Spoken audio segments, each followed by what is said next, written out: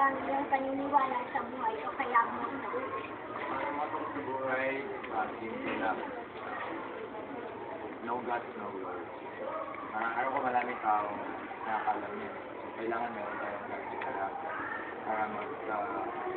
stand out tayo sa mga bagay. At ano naman po ba yung mga paghihirap o diferensya o suliran ninyo o kayo tayo? Marami, meron din mga kaguguan sa buhay, yung minsan hindi natin nakukuha ang ating gusto, halimbawa yung mga subjects natin, yung namunod sa lahat. Minsan nagkakakuha tayo ng maliit na grado, pero hindi tayo dapat huminto sa pag-aaral. Hindi, ito ay magiging motivation natin para tayo makatapos. Yan.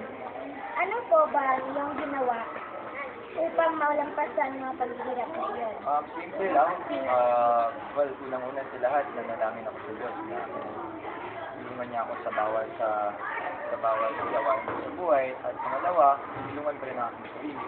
At hindi ako huminto sa gitna ng mga pagsubok at ginawa ko ang lahat ng aking makakaya para lampasan ang mga pagsubok na yan.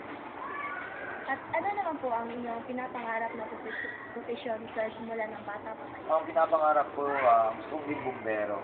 Kasi nakakita ko ng isang palabas, sine, na yung mga bumbero talagang napakatapang at pinatay nila yung apoy. Pero nung naging high school ako, biglang nag-iba.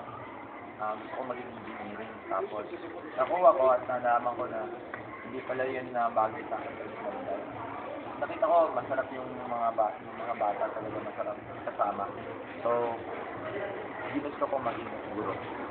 Kaya, ang saya-saya ko ngayon kasi kasama ko ang mga bata araw-araw. Yan.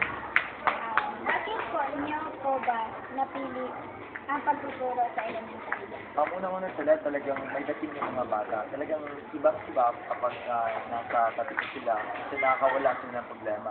Unang-una sa lahat, wala silang problema. So kapag meron akong problema, lumalapit ako sa mga bata, nawawala ang lahat. Kasi alam ko napakasarap na kita. At kung may mga maligayang nangyari man sa inyong buhay, sir, ano po ba ito?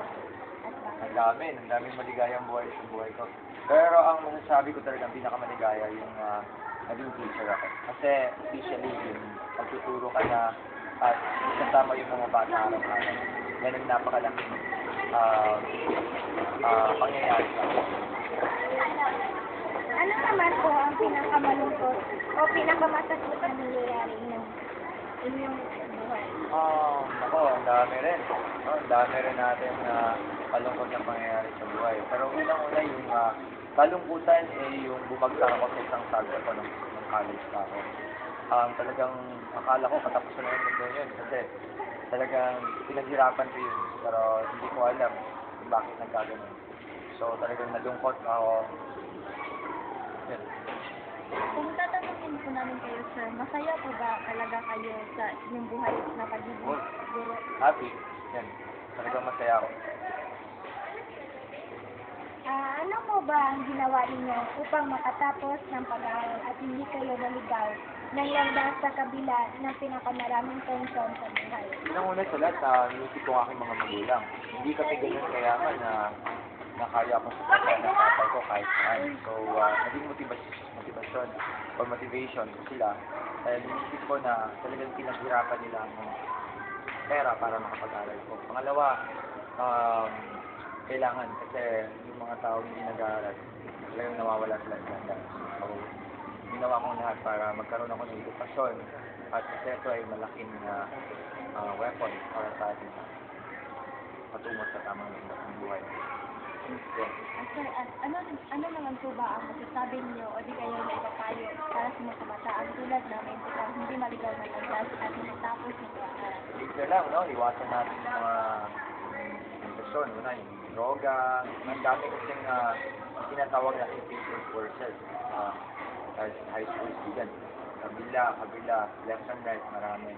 So, kailangan focus, importante. No? Kailangan meron kang motivation sa buhay. Parents mo, kasi kapag hindi sila nandyan, marami kasi mga bagay na pwede makapagpalayo sa'yo sa iyong focus. Yes. Doon na po natin. Salamat.